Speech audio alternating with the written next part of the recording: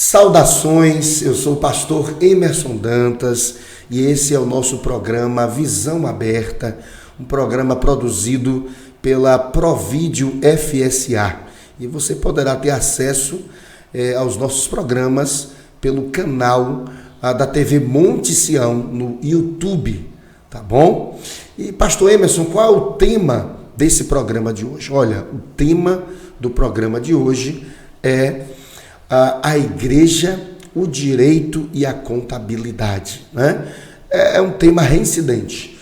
Na última temporada do Visão Aberta nós falamos sobre isso e é de tamanha importância que a gente vai bater um papo mais uma vez aqui com os nossos colegas sobre este tema. Olá, meus irmãos do programa Visão Aberta, em Feira de Santana, sul da Bahia. Grande abraço direto da cidade do Rio de Janeiro, a capital cultural do país. Um abraço grande ao pastor Emerson Dantas, liderança nossa em Feira de Santana, no sul da Bahia. Meus irmãos queridos, que tema? A igreja, a contabilidade e o direito. A igreja está com a sua missão de pregar a palavra de Deus, mas ela está adstrita, resguardada por uma Constituição Federal. É a lei das leis do país. O Estatuto da Igreja está guardado pela Constituição Federal. A sua vida como cidadão, a minha vida, as contas da igreja, o dinheiro que entra, o dinheiro que sai, a importância desse regramento para cada um de nós enquanto cidadãos de duas pátrias, do reino celestial e do reino terrestre. Um grande abraço aos irmãos, graça e paz a todos, direto do direito nosso de cada dia. Graça e paz. E, consequentemente, a igreja possui deveres para com o seu Deus, não é? Com o governo eterno, mas também direitos com o seu governo terreno, tá? E os nossos pastores estão aqui para falarem para a gente sobre a importância, tá, de todas as igrejas terem assessoria jurídica e contábil, tá? E cumprir não só a lei de Deus, mas também as leis dos homens, para que amanhã ou depois, não baixem fiscalizações em nossas casas e de repente estejamos sendo envergonhados por estarmos agindo de forma ou funcionando de forma inadequada. Então vamos lá. Eu quero começar aqui com o querido pastor Genilson Souza, tá? Ele que é pastor, é advogado, e ele vai estar sim batendo um papo com a gente hoje, mais sobre a área do direito. Pastor Genilson, né? Graça e paz, é um prazer muito grande tê-lo aqui conosco para ter a sua contribuição. Graça e paz, pastor Emerson Dantas. Eu saúdo a todos os internautas, a todos os amigos também, pastor Robinaldo. É uma alegria poder estar aqui e contribuir com essa modalidade de comunicação, de informação, e esperamos que tudo aquilo que for dito, aquilo que for falado, aquilo que pudermos acrescentar seja de bom proveito para todos os nossos ouvintes. Muito bem, pastor Genilson. Pastor Robinaldo Rios, contabilista, né? Eu tenho certeza também que a sua contribuição vai ser muito importante, pastor Robinaldo. Eu compartilho do mesmo sentimento do pastor Genilson, uma alegria, né, poder estar aqui, poder participar desse momento tão importante, de um tema tão relevante para a igreja, para os nossos dias, e desejo, né, que o que venhamos externalizar aqui seja realmente de proveito para todos que porventura venham nos ouvir ou nos assistir, né? Saúdo a todos. Muito bem, pastor Robinaldo. Bem, amados, conforme eu já falei aqui com os nossos telespectadores e internautas, a gente sabe que o Senhor Jesus fundou a igreja, o organismo, né? As pessoas que amam a Deus e amam ao próximo. E a gente sabe também que o Estado passou também a ser uma realidade, né? E o Estado exige de alguns círculos sociais uma identidade jurídica. E a igreja acabou também se tornando uma pessoa jurídica, né? De maneira que cada comunidade local, né, precisa também se identificar enquanto pessoa jurídica. A igreja precisa ter o seu CNPJ, né, seu estatuto, seu alvará de funcionamento, né, seu organograma interno e por aí vai. Assessoria na área do direito, tem um advogado que possa assessorar a igreja, porque existem realmente uma gama de acontecimentos em torno de uma comunidade local que exige realmente o conhecimento do direito para que a igreja ela possa ser salvaguardada, como também na área contábil. A gente sabe que a igreja ela tem alguns privilégios do Estado, não que ela seja isenta, mas ela possui alguns privilégios da parte do Estado e ela precisa, dentre outras coisas também, prestar contas ao governo federal, e é para isso que vocês estão aqui. Tá? Então eu queria começar com o nosso querido pastor Robinaldo Rios, você que é contabilista, pastor Robinaldo. A comunidade local precisa de assessoria contábil? E por quê, pastor Robinaldo? A resposta, obviamente, é sim, né? Como o senhor já bem colocou, a igreja, além de ser um organismo, né, ela também tem obrigações acessórias. A igreja ela está sujeita a pagar tributo. Nós vamos diferenciar, né, porque quando a gente fala em tributo, a gente necessariamente está falando não apenas do imposto, que ela é imune, mas dentro da categoria tributo nós temos as contribuições, nós temos o próprio imposto e nós temos outras categorias que algumas destas a igreja está sujeita a pagar. E também nós temos as obrigações acessórias, que são informações que a igreja precisa prestar, instituídas em lei, algumas mensais, outras anuais, que precisa diretamente da função, da atuação de um profissional da contabilidade. Muito bem. E o senhor falou aí uma palavra muito importante, que a gente precisa discernir isenção de imunidade. Não é? Alguns dizem que a igreja é isenta, ela não é isenta, ela é imune, né, de algumas responsabilidades. Pastor Genilson Souza, a mesma pergunta eu lhe faço. Não é? A igreja ela carece de assessoria jurídica, e por quê?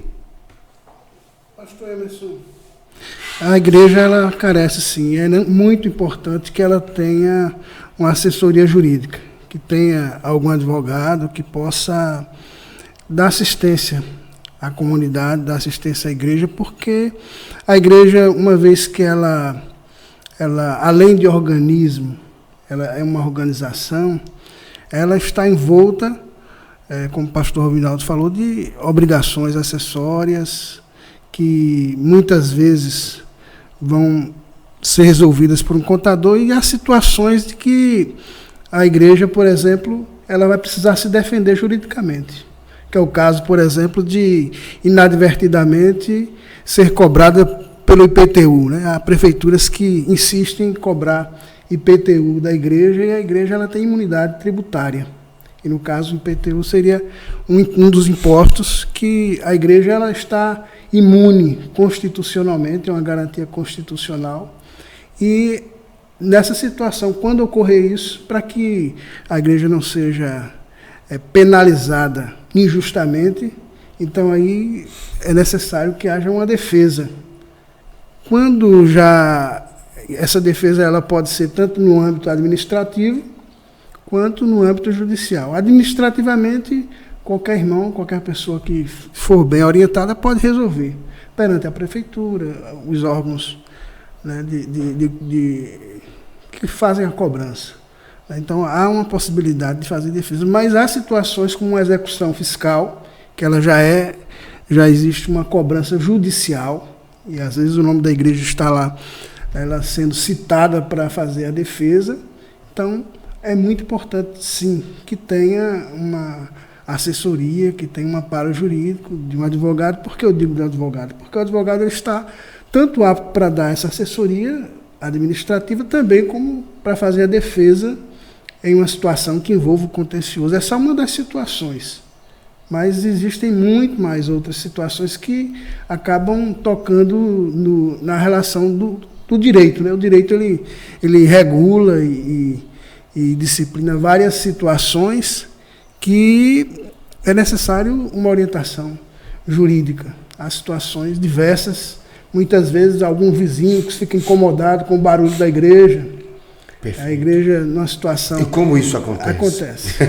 Reclama, liga para fazendo queixa à polícia, e de repente chega a polícia, às vezes o Ministério Público. Sim. Coloca uma situação difícil para a igreja e faz uma situação, coloca a situação de uma certa exigência, dá um prazo para que a igreja possa se adaptar. Às vezes tem que fazer gastos até inesperados, para que ela se adeque à questão do silêncio, né? A lei exige, o Código Civil exige de qualquer pessoa, não é só da igreja, mas tem os chamados 3 S's, que é silêncio, saúde e sossego.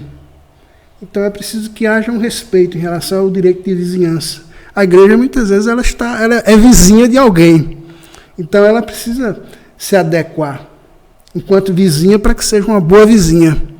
Então é preciso se adequar nesse sentido. Aí é necessário, há situações e é necessário que haja uma intervenção jurídica quando ocorre isso, o Ministério Público, a Justiça mesmo. Então são situações situações diversas, situações que a igreja ela é cobrada por algum membro insatisfeito, uma decisão que o pastor tomou numa assembleia, por exemplo, tirou alguém do rol de membros, essa pessoa se sentiu injustiçada, de repente coloca o pastor, a própria igreja, na justiça, querendo, acusando muitas vezes. Então a igreja precisa se defender em situações como essas. Então são N situações. Muitas vezes a igreja é grande, ela precisa de manter empregados, e ela tem responsabilidades. Ela é imune na questão de alguns tributos, mas ela tem responsabilidades como uma instituição de direito privado, que é a igreja. Ela precisa remunerar os empregados, e ela tem que se submeter às leis trabalhistas. E tem que fazer isso de forma adequada. Então, se inadvertidamente ela contrata alguém, não formaliza da forma como deveria formalizar, porque tem uma diferença entre o trabalho voluntariado, que a gente conta muito, a igreja no Brasil, sobretudo mundial, ela conta muito com o trabalho voluntário de pessoas. Mas há situações que saem da voluntariedade e entram num âmbito já envolvendo questões trabalhistas. E aí? Qual o limite? Então é preciso que se faça uma ponderação nesse sentido. Então são N questões que a igreja precisa de assessoria jurídica, sim. Então é isso, pastor Emerson, pastor Robinaldo, a gente tem a dizer exatamente isso, que a igreja ela precisa, sim, de assessoria jurídica, porque nas relações da igreja com a sociedade, com a sua membresia, com o Estado, então vão certamente envolver situações em que a igreja precisa de ser defendida e de ser orientada em relação a isso, como se pautar, como se posicionar de forma correta, para que ela não seja repreendida pelo Estado, que isso não seja motivo de escândalo. Né? Afinal, Jesus disse que a César deve ser dado o que é de César e a Deus o que é de Deus. Quando ele se referiu a César, então a gente sabe que César representava o Estado. Perfeito. Então há uma relação que a igreja deve manter com o Estado, de forma harmônica. A igreja ela não foi colocada neste mundo aqui para ser revolucionária, para estar à margem. Ela está aqui para influenciar.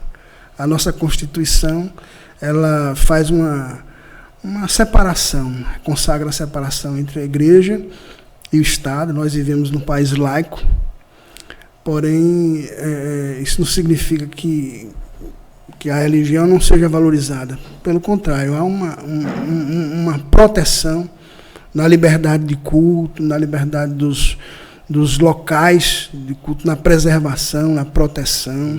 Então, há todo um cuidado da nossa Constituição, do nosso legislador, em relação a proteger o que chamamos de religião, o que chamamos de prática religiosa, de fenômeno religioso.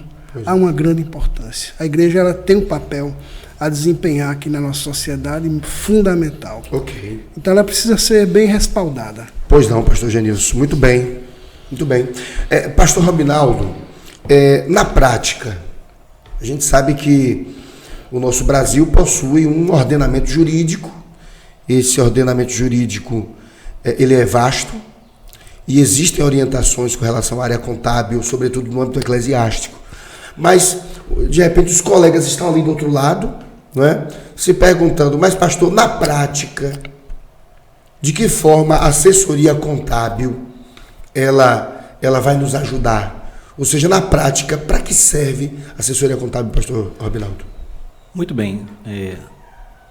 Por várias questões. Primeiro porque a igreja está sujeita a cumprir algumas obrigações acessórias, como disse na introdução, obrigações mensais, obrigações anuais e obrigações diárias.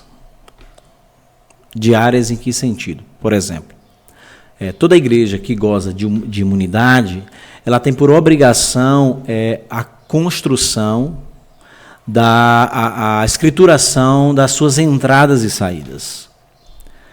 A igreja não tem obrigação direta de fazer aquilo que a gente chama na contabilidade privada de livro diário, mas ela precisa, no mínimo, do livro caixa, do registro das entradas, das saídas.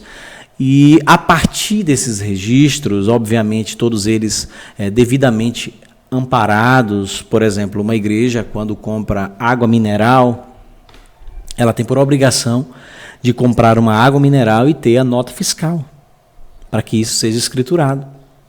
Porque a partir dessa escrituração do seu livro caixa, que é aquilo que é muito praticado nas igrejas, é que vão surgir as outras escritas, né? A constituição do balanço patrimonial e etc. Obrigação mensal, a igreja tem que informar aos órgãos de controle, por exemplo, aquilo que foi pago a título de pessoal. Por força de legislação, até aquilo que é pago ao pastor, a prebenda pastoral. Ainda que não tenha um valor que seja devido à retenção do imposto de renda, hoje, com a nova obrigatoriedade gerada pelo E-Social, a igreja precisa informar. Inclusive, é um assunto entre os contadores de algo que vai acontecer muito recente. A gente não sabe quando, mas a Receita Federal, cada dia que passa, ela intensifica e melhora o seu sistema de controle. Então, vou dar um exemplo muito simples aqui para a gente entender a lógica. Por exemplo, um pastor que recebe uma prebenda de R$3.000, ele já está sujeito à retenção do imposto de renda. Por força de legislação, a igreja tem que reter, a partir da alíquota progressiva do imposto de renda, esse devido valor, retém o valor e paga ao fisco e informa ao fisco por meio de vários, da DCTF ou até do próprio E-Social. Na maioria das vezes, a boa parte das pequenas igrejas que não tem uma assessoria contábil, isso não é feito. Mas o fisco, até o ano passado, não cobrou isso. Eu vi muito isso de alguns colegas, de algumas igrejas. Quando chega no final do ano, passa o exercício, no mês de março vem o período de entrega da declaração de imposto de renda à pessoa física. E aí o pastor informa que recebeu da igreja prebenda, sustento ministerial, que dá um valor acima do limite estabelecido por lei. O que é que vai acontecer com isso? Com o avanço da fiscalização pela Receita Federal, ela vai identificar pela informação do contribuinte pessoa física que a empresa, ou melhor, que a igreja, que a instituição religiosa não reteve, porque a obrigação é de retenção na fonte pagadora. Então a igreja ela tinha que reter o imposto de renda e gerar guia e pagar essa guia. E informar nas obrigações acessórias. Então, quando ela fizer o cruzamento dos dados, que perceber que o pastor informou, mas que a instituição não informou, ela vai, em cima da instituição, cobrar por que ela não reteve e cobrar esse imposto que era devido. Ou seja, o descumprimento de uma obrigação mensal pode incidir em multas, juros, até na suspensão do próprio CNPJ, obviamente que é possível de se resolver, mas despesas que poderiam ser resolvidas se a contabilidade tivesse sido feita de maneira devida, né? Esse é um exemplo dentre vários. Por exemplo, uma igreja que não cumpre as obrigações acessórias, ela está sujeita a multas. Por exemplo, o que é mais comum é a gente encontrar igrejas que estão com o CNPJ inapto ou com omissão contumaz, que na prática, na linguagem mais compreensível, é a ausência das declarações.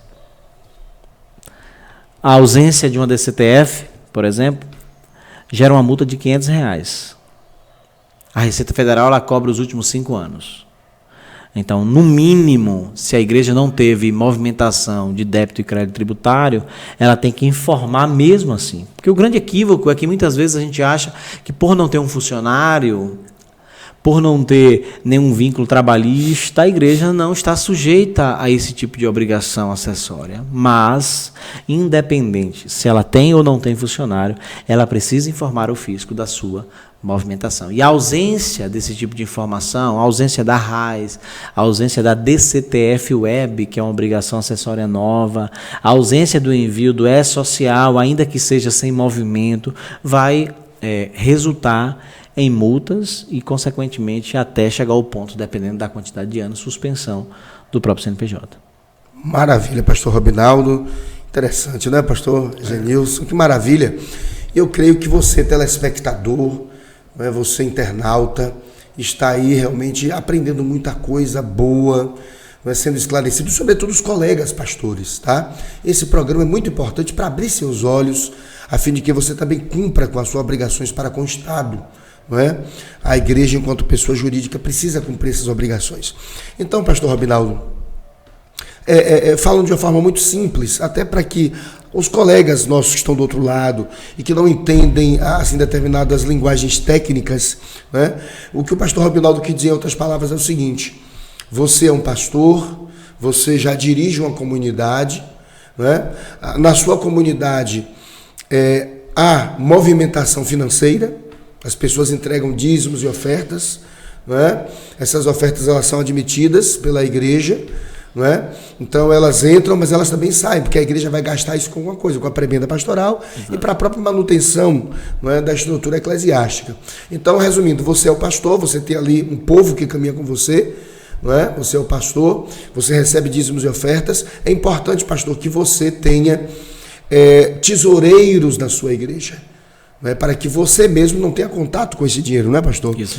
Então, é importante que o pessoal, depois que coloca ali o dinheiro no gasofilácio, que os seus tesoureiros, o primeiro e o segundo tesoureiros, eles possam chegar, pegar esse dinheiro e contabilizar. Pega esse valor, quanto é que entrou hoje? Entrou R$500. Chega lá no livro caixa, Isso mesmo. E registra, culto do dia tal, data tal, entrou X. Tá? E em todos os cultos que entrar tem que estar lá no livro, né? E o que acontece? Depois disso, no final do mês, vai ter o encerramento do mês.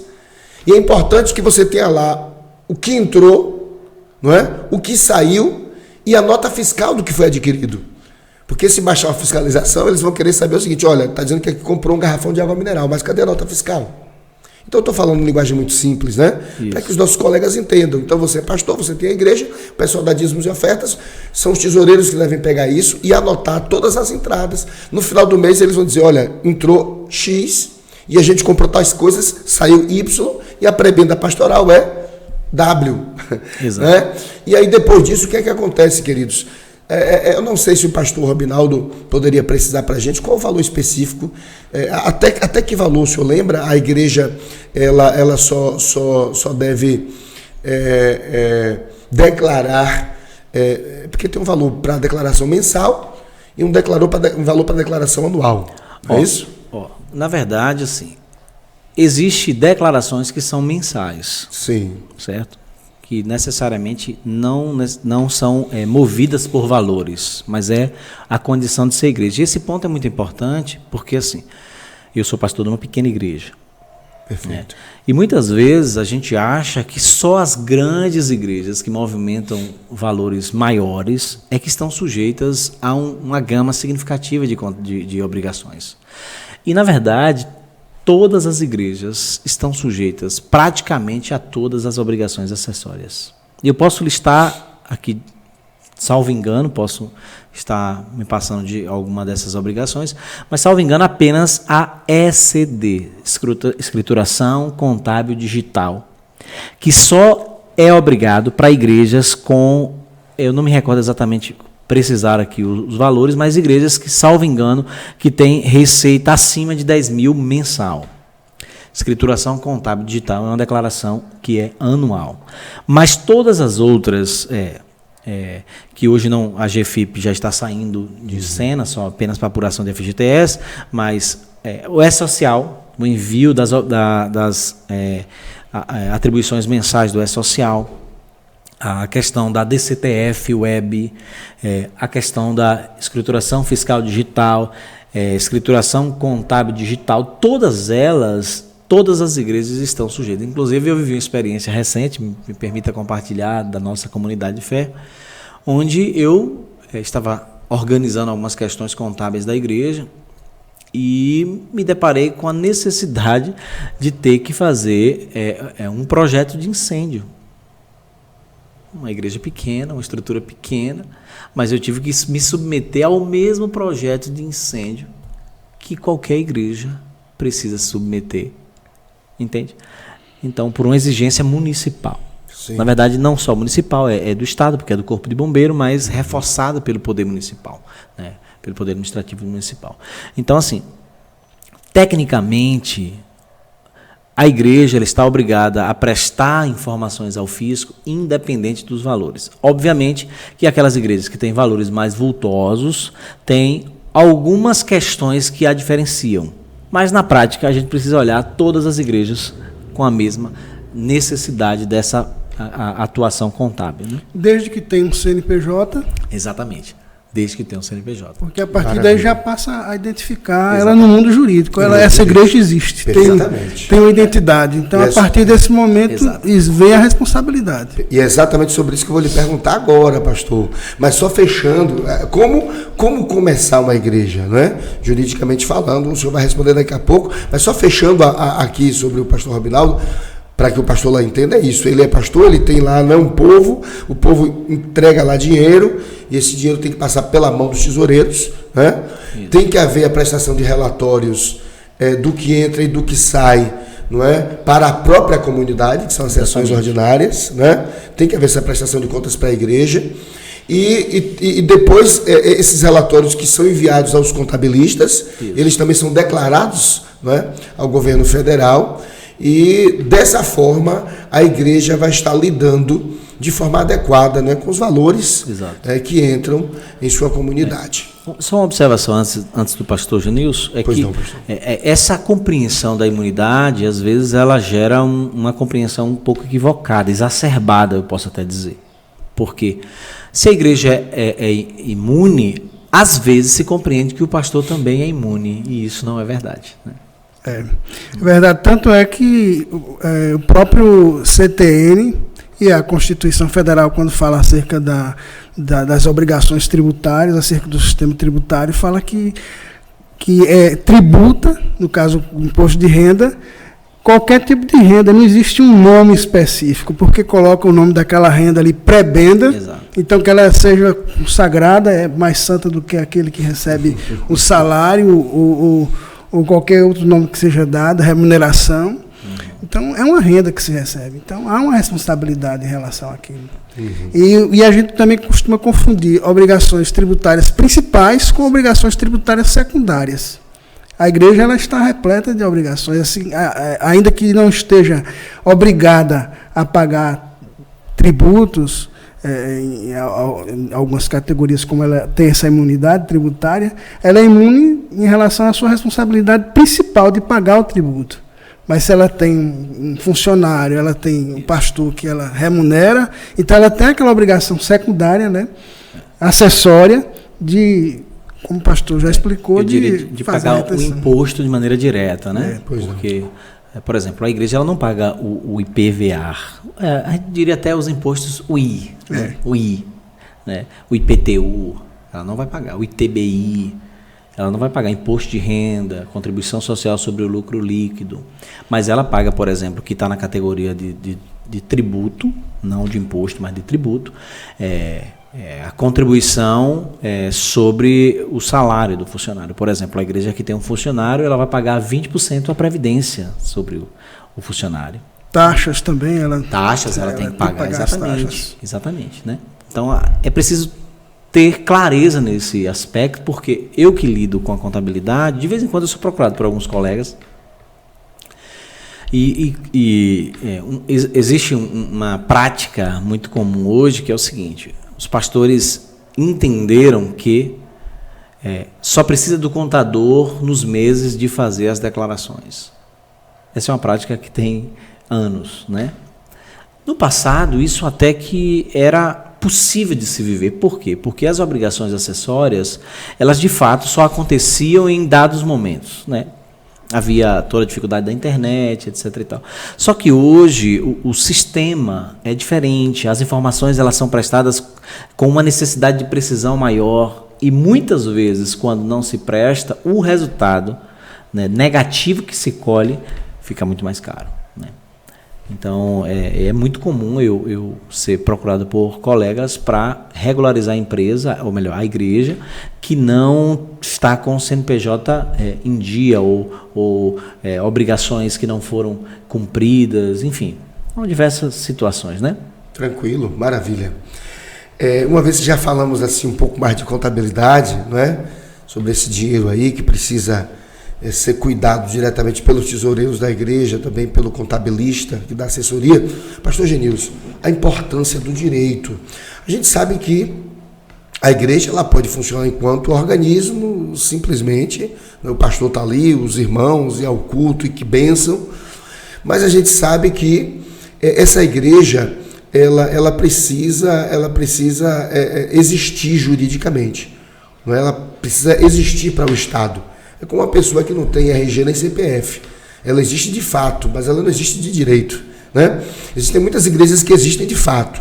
Tem um prédio, tem um povo que se reúne, mas ainda não existe de direito. Então, pastor Genilson, um pastor que está começando agora, de repente temos muitos colegas ali, né, nos assistindo, e eles querem saber esses caminhos. O que fazer para que a igreja ela também possa nascer, juridicamente falando, de forma correta, para que esse pastor não sirva de escândalo, né? Amanhã ou depois, pelo fato de não observar aquilo que o Estado exige da igreja local, pastor? Bem, pastor Emerson, internautas, todos aqueles que devem estar nos ouvindo, que esteja passando por essa situação, o primeiro aspecto importante a observar é ver exatamente o momento de fazer isso, né? Até entrando no lado um pouco da teologia e de missões, a teologia de missões, diz que o momento ideal para se organizar uma igreja é quando ela tenha algumas autonomias. Ela já é autônoma do ponto de vista financeiro, ela é autossustentável, ela é autônoma do ponto de vista da propagação, ela não necessita de outros para estar propagando a mensagem que ela se propõe a ministrar, e ela, além disso, ela precisa ser também autodirigida, né? Tem uma liderança própria para isso, porque para que ela se organize juridicamente, ela vai precisar deixar definido. Algumas coisas precisarão ficar claras para o Estado, para aqueles que vão exercer talvez uma função de fiscalização. Como pessoa jurídica, ela vai estar pronta para isso. Então, a partir do momento que ela tem essas características, que ela possa se autossustentar, se autopropagar, se autodirigir, então ela pode se organizar. Então, para que uma igreja se organize, ela vai precisar, primeiro, estabelecer ali uma liderança local. Escolher algumas pessoas dentro do grupo que possa exercer a função de presidente. Existe a chamada diretoria executiva, que é presidente, vice-presidente, deve ter secretário, um segundo secretário, tesoureiro, um primeiro tesoureiro, geralmente um segundo tesoureiro, e também as figuras que são importantes, que são pessoas que possam auxiliar nas contas, possam fiscalizar as contas. É chamado de conselho fiscal, é um dos nomes que se pode chamar. Pessoas que vão analisar essas contas mensais e dar o seu parecer de aprovação, porque certamente esta comunidade ela vai prestar contas, ela precisa se preparar para isso. Tanto para o Estado, como já foi falado aqui sobejamente sobre isso, mas prestar contas internamente, inclusive, para a membresia, para aqueles que contribuem, que são os chamados associados. Então aí a gente já começa a identificar um nicho, né, onde a igreja ela vai se localizar, onde ela vai, a natureza jurídica da igreja. A igreja ela é uma associação religiosa, ela tem uma natureza civil, de direito privado, ela não é pública, ela é uma associação privada, e ela tem uma missão a desempenhar. Essa missão e aquilo que ela vai fazer, aquilo que ela vai executar em termos de missão, em termos de visão, precisa estar delineado. E tem um documento que se chama isso, quando se vai organizar uma igreja, precisa se estabelecer esse documento que é chamado estatuto. Né? Toda igreja ela precisa ter um estatuto, que ali onde vai ter, nesse estatuto, vai dizer ali, artigo por artigo, nos seus capítulos, nos seus parágrafos, vai dizer exatamente qual é a função daquela igreja, como ela vai executar a sua missão, como ela vai desenvolver a sua visão. Né? O papel de cada um, o papel do presidente, o papel do tesoureiro, o papel do secretário, desse conselho fiscal, quantas vezes ela vai se reunir, enquanto assembleia, né, geralmente a igreja, se estamos falando de igreja batista, por exemplo, ela é congregacional. Então, quanto congregação, como é que ela vai cuidar dos seus negócios, das suas sessões ordinárias, extraordinárias, como é que serão. Então, esse estatuto vai dizer como ela vai se projetar, como ela vai se apresentar, tanto para a membresia local, porque o membro da igreja, o associado, né, inclusive é um direito da associação, e você tem o direito de se associar e também de deixar de ser associado livremente a cada momento. Então, esse estatuto vai conversar isso, vai deixar claro isso, tanto para o associado interno, como para o externo. Como, por exemplo, quando a igreja ela tiver que se apresentar juridicamente, se ela for se apresentar em juízo, um dos documentos essenciais que tem que apresentar, ali com o advogado, junto com a petição inicial, se for o caso, é o estatuto da igreja. Além do estatuto, ela precisa também fazer um regimento interno. É importante que tenha um regimento interno.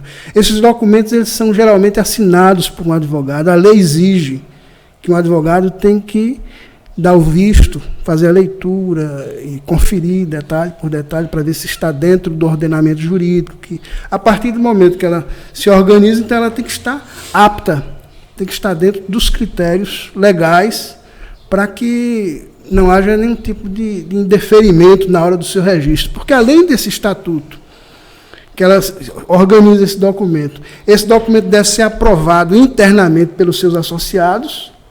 Não, a lei não estabelece um número definido. Eu devo começar com quantos membros? Quantos membros eu devo me organizar? Com 10, com 20? Então, a partir do momento que se tem uma diretoria, né, e já tenha mais alguns membros ali que possam ajudar a manter essa estrutura, então já pode-se dizer, independente de número, não existe uma norma estabelecendo isso.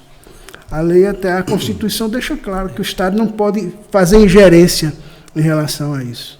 Então, tem que ter esse documento, que é chamado de estatuto, que é aprovado, devidamente aprovado pelos seus membros, depois de aprovado, passar por essa assembleia, né, uma assembleia de inauguração ali.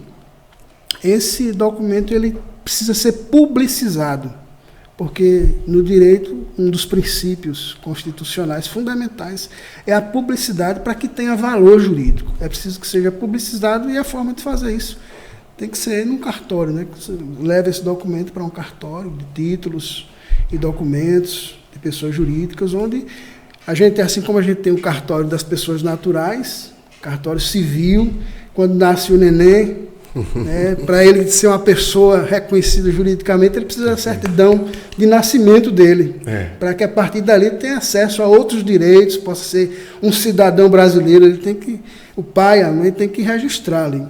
Então, assim, o bebê igreja, que está nascendo também juridicamente, que é uma pessoa, não é uma pessoa natural, é uma pessoa jurídica, ela precisa também ser registrada juridicamente, para poder ter vez e voz nesse mundo. Então, são N situações que a gente precisa observar.